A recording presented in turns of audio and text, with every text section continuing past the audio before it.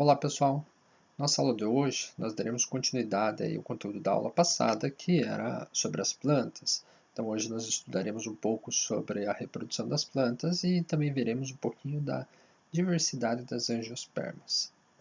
Então, só para vocês relembrarem, né, nós classificamos aí o reino planta em 4 principais grupos, baseado em suas novidades evolutivas, e nós temos as briófitas, pteridófitas, gimnospermas e angiospermas. Gimnospermas e angiospermas são as espermatófitas, ou seja, aquelas que têm semente. As angiospermas, além da semente, têm flor e fruto. As pteridófitas estão incluídas no grupo das gimnospermas e das angiospermas como traqueófitas. Tá? Então, essas três fazem parte, né, do grupo que a gente chama de traqueófitas, que são aquelas que têm vasos condutores. Então, todas essas aqui têm vasos condutores. E as briófitas não possuem vaso condutor, nem semente, nem flor, nem fruta. Então, as briófitas lá, os musgos, pteridófitas, xaxim, samambaia, gimnosperma lá, pinus, pinheiro, e angiospermas, aí qualquer planta com flor e fruto. Então, só para vocês relembrarem rapidinho. Uma coisa essencial para a gente poder estudar a reprodução das plantas é entender a alternância de gerações. Então, toda planta vai apresentar em seu ciclo de vida, né, a alternância de geração haploide e diploide. Então, vai formar um organismo haploide e vai formar um organismo diploide. O organismo diploide será o esporófito. Então, a parte da planta, a planta em si, né, que vai ser diploide e que vai produzir esporos haploides. Então, através da meiose, vai produzir esses esporos haploides.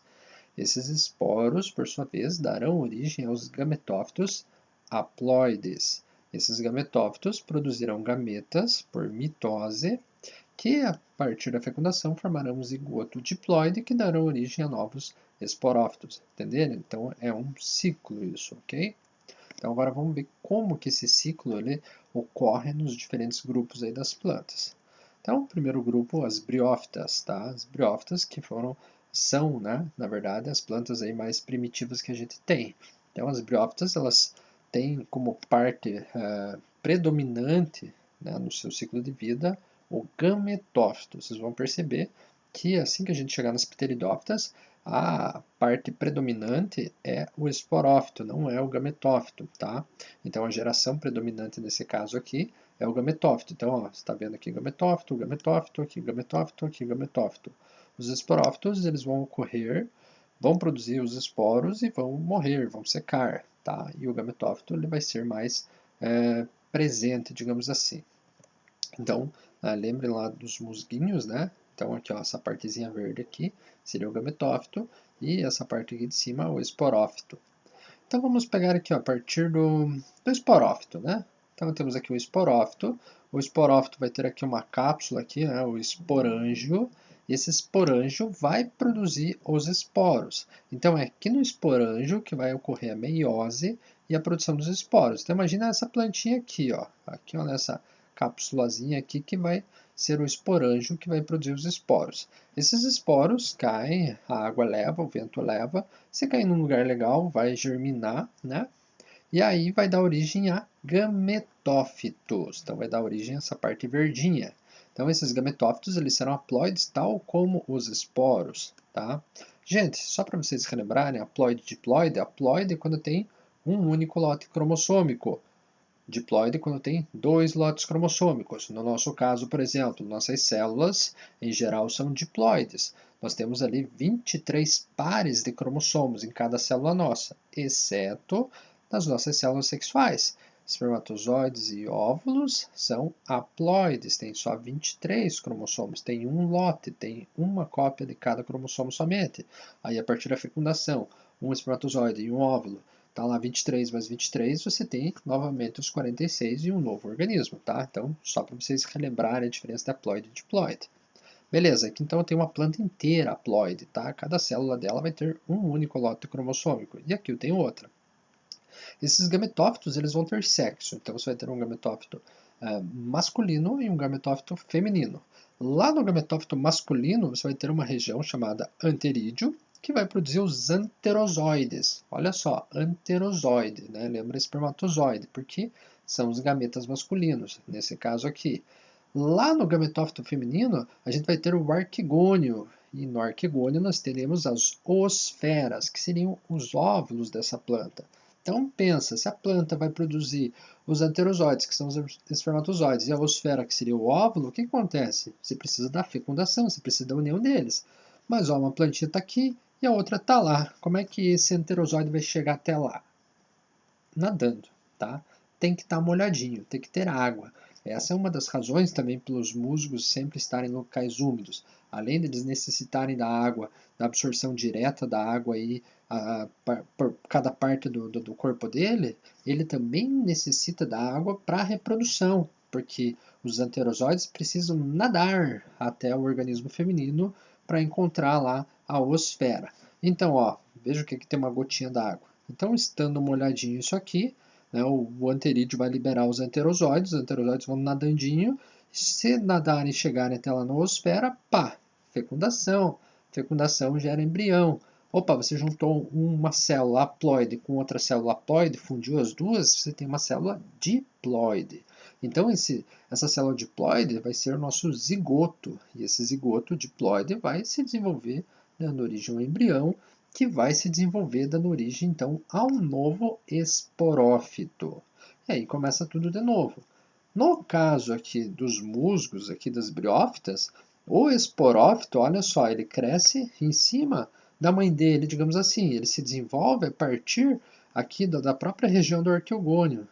Então o arquegônio, né, gerou a oosfera, essa oosfera foi fecundada e gerou então o esporófito, que vai se desenvolver às custas do organismo da mãe dele. Depois que ele libera os esporos, né, ele seca e cai fora, e aqui vai ocorrer tudo de novo da mesma forma. Entenderam?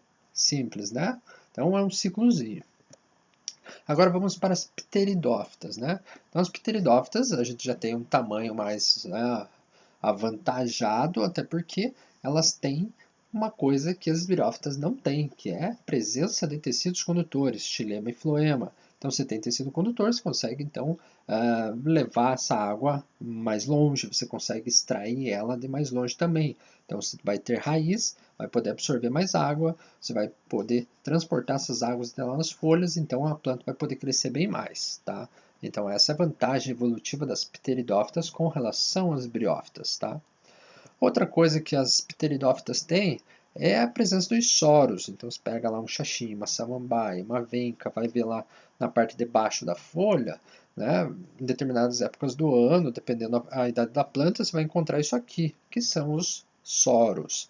Esses soros, né, essas estruturas aqui, contêm os esporângios. Então, lembra ali agora mesmo, nas briófitas, a gente viu que tinha os esporângios, e os esporângios faziam o quê?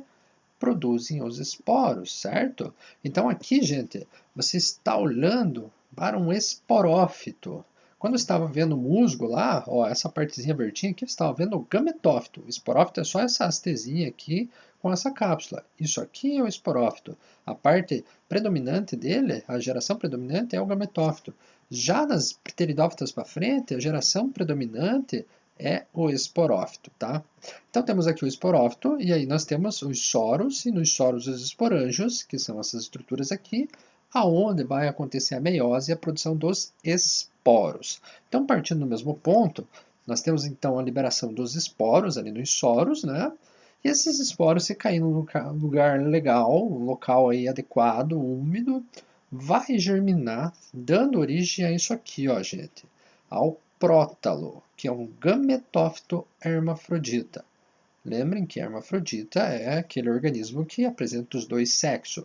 Então você vai ter as mesmas estruturas que tinha nos gametófitos lá das briófitas, que era o anterídeo e o arquegônio, né? Lembra que você tinha uma plantinha que tinha o anterídeo e você tinha outra plantinha que tinha o arquegônio.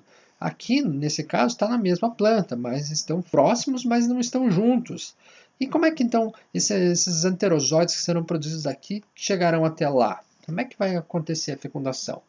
Da mesma forma que lá nas briófitas. Precisa de água, precisa estar úmido, precisa estar molhado. Estando molhado, isso aqui, como é o caso que está acontecendo aqui, né, o anterozoide vai conseguir nadar e chegar até lá. Chegando lá, vai rolar a fecundação, vai gerar o embrião e vai gerar o esporófito. Então, ó, perceba que aqui ó, você tem o prótalo, que é essa partezinha aqui, e ó, esse talinho que está saindo aqui no meio já é o esporófito jovem, tal como está aqui ó, nessa imagenzinha aqui. Ó. você tem o prótalo, que é a haploide, e o esporófito jovem, que resultante da fecundação, já se desenvolvendo aqui junto também. Com o passar do tempo, né, o prótalo tende a desaparecer e você só vai ter então o esporófito. Então você vê lá uma samambaia, você está vendo lá o esporófito dela. E aí já sabe o que vai acontecer. Quando estiver adulta, madura, vai produzir seus esporos e tudo isso novamente. Tá? Então, ó, isso aqui, ó, só um zoom aí para vocês darem uma olhada. Né? Então, aqui nós temos o prótalo, né, essa parte aqui, e aqui, esse talinho aqui, o esporófito jovem. Ok? Entenderam? Então, vamos para as gimnospermas. Gimnospermas são aquelas plantas que têm tecidos condutores e têm sementes, mas essas sementes são nuas, elas não possuem um revestimento, não possuem aí um fruto, né, protegendo essas sementes. Então, né, a vantagem evolutiva aqui, a novidade evolutiva é a presença da semente. Ah, mas o pinhão tem a casca. Beleza, mas a casca do pinhão é a casca da semente em si, não é necessariamente um fruto. Outra coisa também, né, as gimnospermas ainda não apresentam as flores. Então, como é que acontece a reprodução das gimnospermas? Então, né, vamos pegar um exemplo aqui, né, ó, do pinheiro, né, você tem aqui ó, o estróbilo masculino, o estróbilo feminino e a semente. A semente vai se desenvolver lá no estróbilo feminino, tá? Lá na pinha, né? Tá, vamos ver então como que ocorre isso, né, separadamente. Então, lá na estrutura masculina, claro, aqui está um pinus, né, mas a lógica é a mesma. Né? Na estrutura masculina, lá no estróbilo masculino, que a gente pode chamar de microestróbilo, você vai ter os microesporângios, né, que essas estruturas aqui, eles terão, então, os microesporócitos, que darão origem aos micrósporos, através da meiose. Então, lembre, lá nas briófitas e pteridófitas, né, nós tínhamos o processo de meiose no esporófito para produzir os esporos, certo? Então, é a mesma coisa que está acontecendo aqui. Aí, os esporos, eles germinavam dando origem ao gametófito. E é isso que vai acontecer aqui. Só que isso vai acontecer ainda tudo aqui dentro, tá? E aí você vai ter, então, uma fase então, de gametófito muito reduzida. Né? Tanto que o que você está olhando lá, o pinheiro, o pinus, é o esporófito. Né? A fase gametófito dela vai ocorrer de forma que você não vai nem perceber, tá? De tão reduzida que ela é. Tanto que o próprio grão de pólen é um microgametófito, é um gametófitozinho. E o que o gametófito faz? Produz gametas. Então, essas células que estão aqui, né, justamente, ó, essa aqui que vai ser uma célula espermática, vai ser o espermatozoide dela, na verdade o anterozoide, né? Então é o gameta em si. Uma célula vai se desenvolver formando um tubão. Então esse tubo vai formar um caminho justamente para esse gameta percorrer, tá? Ah, mas vai percorrer para onde? Vai percorrer de uma área para outra? Não, calma, vocês já vão entender, tá? O que vocês precisam entender aqui é que nessa estrutura aqui no estróbilo, você vai ter a formação do microgametófito, tá? A partir de quê? A partir da germinação interna ali de um esporozinho produzido pela própria estrutura da planta. Então você tem lá o microsporócito, que seria essa célula aqui, que vai dar origem então aos micrósporos, que vão dar origem aos microgametófitos, entenderam? Tá? Então o grão de pólen é o gametófito dessa planta, ok? Então o grão de pólen contém os gametas masculinos. Beleza, e o que acontece na parte feminina da planta, ou na planta feminina, se for o caso do pinheiro? Então, lá nós também teremos, né, as estruturas lá que chamaremos de estróbilos, né? Então, quanto lá na masculina a gente chamava microestróbilos, aqui podemos chamar de megaestróbilos, porque eles são maiores. E aí, também, aqui é a mesma situação, gente. Então, olha só, nós temos aqui o megaesporócito, que ele ainda é diploide, né? Que está aqui dentro. E aí o que vai acontecer? Vai sofrer meiose. Lembre, é a mesma coisa. Então a meiose vai gerar aquilo que seriam os esporos. Nesse caso aqui, megásporo. Megásporo por quê? Porque ele é grande. As outras aqui entram em degeneração.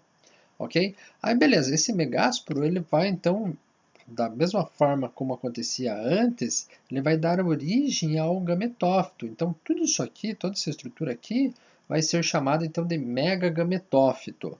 E aí nós teremos aqui a oosfera, que você já sabe o que é, seria o gameta feminino, tá? E aí o que vai acontecer com o gameta? Ele tem que ser fecundado, e aí a fecundação vai ocorrer quando o grão de pólen chegar aqui, né, formar aquele tubo, e aí encontrar então o gameta masculino e feminino, dando origem à semente. Então vejam como a semente é uma estrutura complexa, né? Então aqui nós temos um projetinho básico aqui de semente, ó. Aqui dentro nós temos então o embrião, tá? Isso aqui seria já um embriãozinho. Temos aqui radícula, né? Aqui está como esporófito, mas é o embriãozinho, o esporófito jovem, né? Então o ápice do caule, então aqui vai começar a surgir o caule, né? A parte apical dele. Aqui vai dar origem às raízes e aqui são as primeiras folhas, certo? Veja que esse tecido aqui, essa estrutura aqui, ela já é diploide. Por quê? Porque ela é resultante da fecundação. É o embrião, o esporófito jovem, novo. Essa parte aqui de fora aqui ainda é o megagametófito. E esse tecido aqui, ele é haploide e muitas vezes, na maioria dos casos, é nutritivo. Então vai nutrir esse embrião aqui para que ele possa se desenvolver até que tenha condições de fazer fotossíntese, até que tenha condições de absorver os nutrientes do solo, tá? E a casca da semente, por sua vez, olha lá que ela é diploide. Por que ela é diploide? Porque ela ainda é parte do esporófito materno, tá? Então você tem aqui, ó, três genomas diferentes ocorrendo numa semente. Você tem a casca da semente, que é proveniente do esporófito adulto. Você tem a parte aqui do megagametófito em si, né? Vai ser o tecido nutritivo, que é haploide, que é resultante lá do gametófito, e você tem um esporófito jovem, você tem um embrião aqui, que é resultante da fecundação, que vai ter seu genoma próprio. Legal, né? E aí aqui nós temos, então, a união de tudo isso. Já vimos como que acontece em uma, como é que acontece em outra, mas o ciclo em si como é que é. Então temos lá o esporófito, né? Aqui no caso do pinus, temos tanto o microestróbilo como o megaestróbilo, né? E aí o que nós temos? Temos lá a produção do grande pólen, como eu falei para vocês. Esse grande pólen, nesse caso, perceba a independência da planta, tá? Com relação às outras. Aqui você não precisa estar molhadinho para acontecer a reprodução. Esses grãos de pólen, que são os microgametófitos, eles serão carregados pelo vento, tá? Então, imagina um reflorestamento de pinos, né? Você tem aquele monte de árvore uma pertinho da outra. Ou uma floresta de pinos mesmo, ou então, né, você vê assim, essas grandes regiões de pinheirais, então fica fácil, né? Bate vento para cá, bate vento para lá, leva esse pólen, não precisa estar chovendo, não precisa estar molhado, né? Não precisa ter um fluxo de água, um veio d'água, uma gota d'água para que ele possa nadar e chegar até lá. Não, aqui chega com o vento. Chegando com o vento, ó, vai sair daqui e vai ter que vir aqui, através do vento. Chegando lá, vai ter então o desenvolvimento desse tubo polínico, né? Então ele vai estar aqui, esse tubo vai crescer e vai liberar então esses gametas que vão realizar a fecundação das zoosferas e formar os embriões que vão formar as sementes. Então as sementes, gente, elas deram, nossa, um grande salto aí evolutivo para as plantas com relação às plantas que não tinham. Porque olha só, agora você tem a plantinha jovem lá, protegida no ambiente ali, que vai ter inclusive nutrientes. Nós temos várias sementes que têm mecanismos aí de dormência, de quebra de dormência em determinadas épocas específicas, para evitar que germinem em uma época ruim. Então, o que seria uma época ruim? Uma época de frio, uma época aí de seca, tudo varia, né, de planta para planta, o que seria uma época ruim. Mas aí, né, a semente tem sistemas bioquímicos de percepção de, opa, né, agora esfriou bastante, né, então a partir de agora é o momento de germinar, por exemplo. Por quê? Porque vai germinar a partir de agora, então até começar a se desenvolver já vai chegar o verão. Isso é só um exemplo. Então as primeiras folhas não vão pegar frio, não vão pegar geado, não vão pegar neve, né? Então é algo mais ou menos assim. Ou então, beleza, um fogo extremo, aí, um calor extremo, né? Por exemplo, fogo vai fazer com que quebre a dormência de uma semente e essa semente germine. Por quê? Porque é uma planta que é adaptada a uma região que se tem fogos, incêndios aí naturais com certa frequência. Então, se ela germinar antes desses incêndios, ela corre o risco de morrer queimada. Agora, se ela tiver um mecanismo que só vai germinar posteriormente à presença do fogo, então ela vai garantir um sucesso muito grande, porque ela não vai morrer queimada, e segundo, se o fogo passou, deu aquela limpada, e ela germinou logo em seguida, então ela vai ter toda uma área mais limpa para ela se desenvolver. Então são mecanismos evolutivos aí que foram surgindo e foram sendo mantidos nas plantas. Tá, não em todas, né? Cada planta ela vai ter seu mecanismo aí de quebra de dormência, tem algumas que nem tem, né? Umedeceu, a semente já está germinando e assim por diante, tá? Mas a semente foi uma grande aquisição aí para as plantas, então dando muita vantagem para essas plantas que as têm, tá? E aí, vamos para as angiospermas. Então, as angiospermas, gente, são aquelas plantas que já apresentam flores e frutos, são as que têm um maior sucesso evolutivo. Então, vamos lá. Então, primeiramente, vamos ver o que seria uma flor. Isso aqui é uma flor que podemos dizer que é uma flor completa, tá? Por que uma flor completa? Porque ela é uma flor que apresenta tanto as estruturas masculinas, que seria o androceu, né? Aqui nós temos aí as anteras, os filetes, né? Aquilo que a gente chama de estames. Então, essa partezinha aqui seria o androceu. E o gineceu, que é a parte feminina, que seria essa parte mais interna aqui, tá? Então, temos o estigma, estilete, o ovário, e lá nós temos os óvulos, né? E aí, tudo isso aqui a gente chama de carpelo, pistilo, então, ou então gineceu. Temos flores que vão ter só o androceu e temos flores que teremos só o gineceu. Tá? Eu peguei essa flor aqui justamente para poder explicar as duas coisas ao mesmo tempo. Temos aqui então as pétalas, que você já sabe, né? As pétalas, que vão formar o que a gente chama de corola. Então a corola vai ser o conjunto das pétalas. E embaixo aqui nós teremos o cálice, que será formado pelas sépalas. Aqui embaixo, né, nós teremos aqui o receptáculo floral, e aí nós teremos o pedúnculo, dando suporte a tudo isso, segurando, mantendo isso aqui. Tá? É importante vocês entenderem onde que essas coisas estão para entender a formação do fruto depois. Então, principalmente aqui, ovário, receptáculo e pedúnculo. Tá?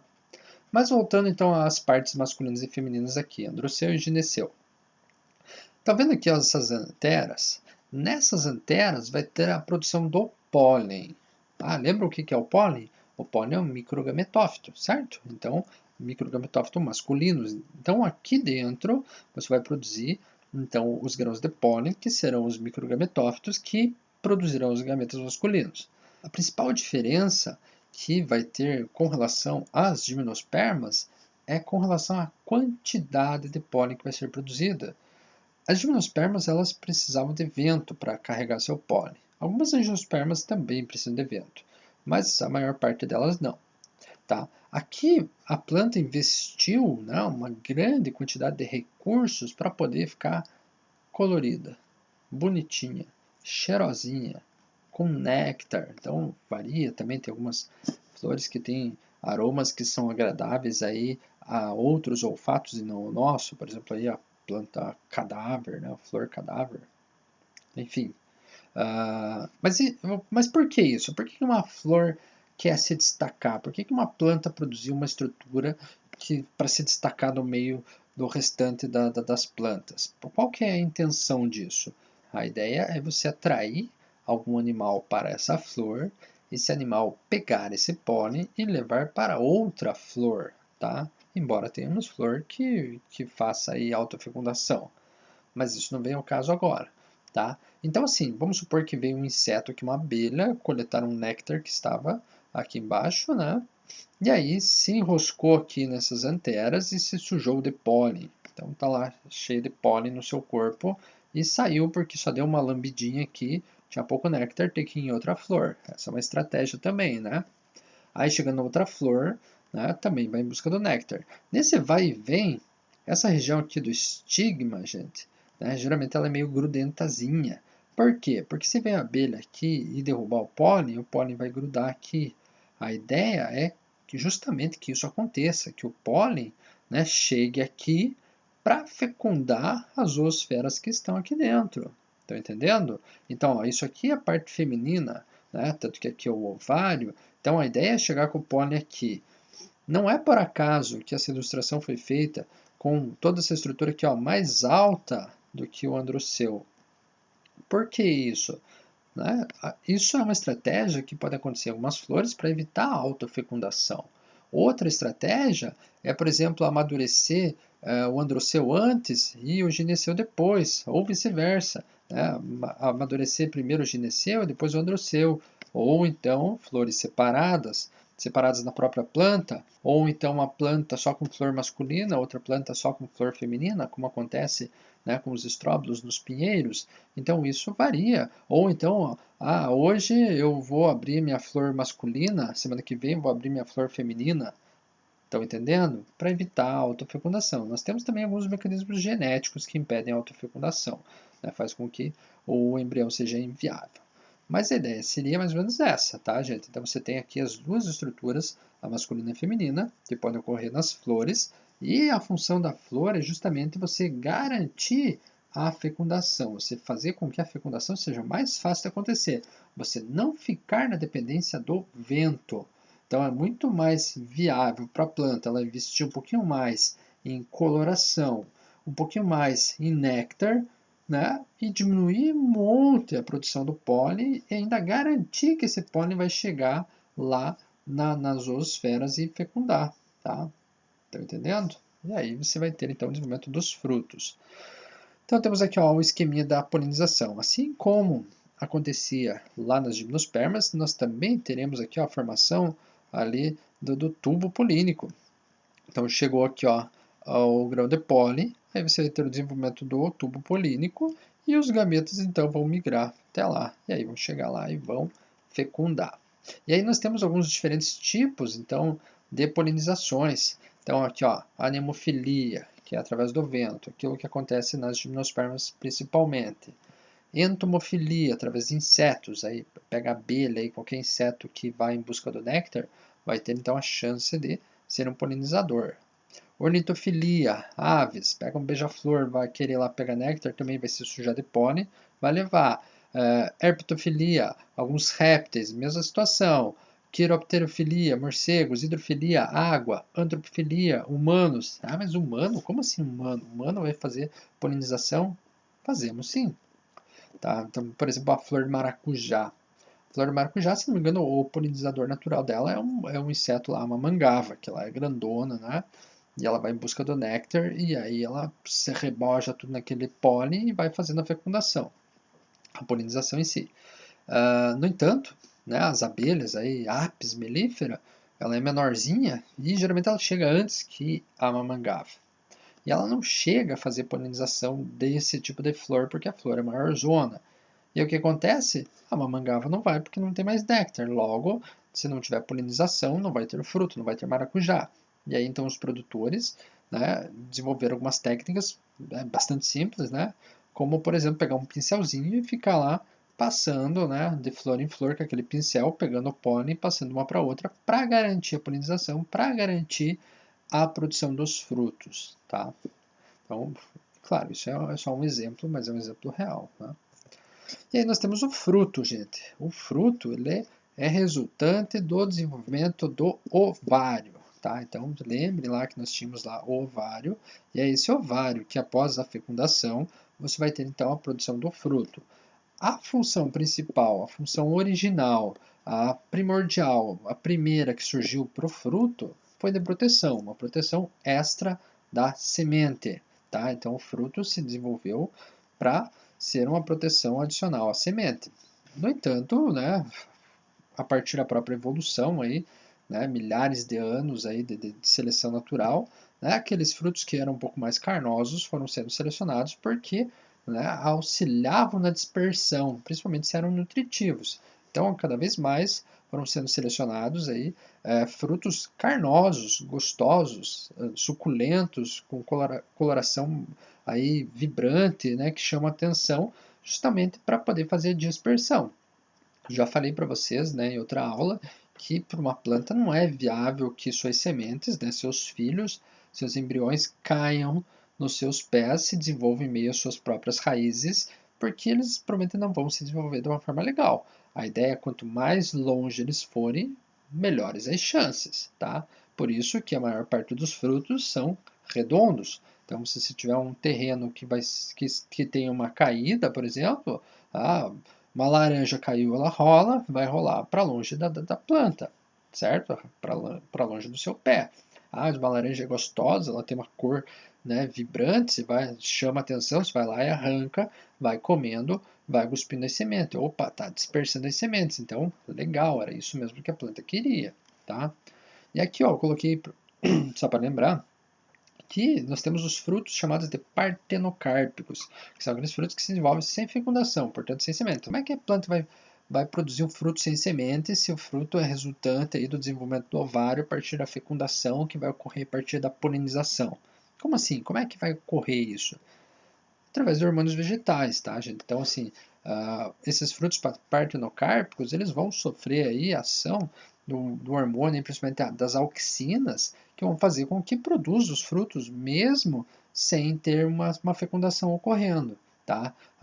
Outro hormônio também envolvido aí nos frutos seria o etileno, que ajuda a amadurecer, que faz amadurecer no caso, tornar então o fruto mais saboroso, porque o fruto verde não é saboroso ainda, né? E aí nós temos os pseudofrutos. Pseudo seriam falsos, então falsos frutos, que são aqueles que não se originam a partir do ovário, né? Vão se originar a partir de outras partes, por exemplo, dos receptáculos ou dos pedúnculos. Lembra lá que eu falei para vocês. Então, por exemplo, o morango. Você olha aqui, o morango é uma fruta. Na verdade, é um pseudofruto. O fruto é cada partezinha daquela lá que a gente acha que é semente. Então, ali está o fruto com a semente. A maçã. A maçã também é um pseudofruto. O fruto em si é aquele miolinho que está lá dentro, que geralmente a gente não come, aquela parte que geralmente a gente joga fora. Então, aquilo ali é o fruto, e isso aqui é o pseudofruto. Mas que baboseira que é essa? Gente, não é baboseira. Isso é com relação à ideia de que o fruto é resultante do desenvolvimento do ovário, né? Então, essa parte aqui, ó, ela é desenvolvimento do receptáculo. Aqui também é resultante do desenvolvimento do receptáculo, então não é fruto por essa questão, né? Pega o figo aqui, ó.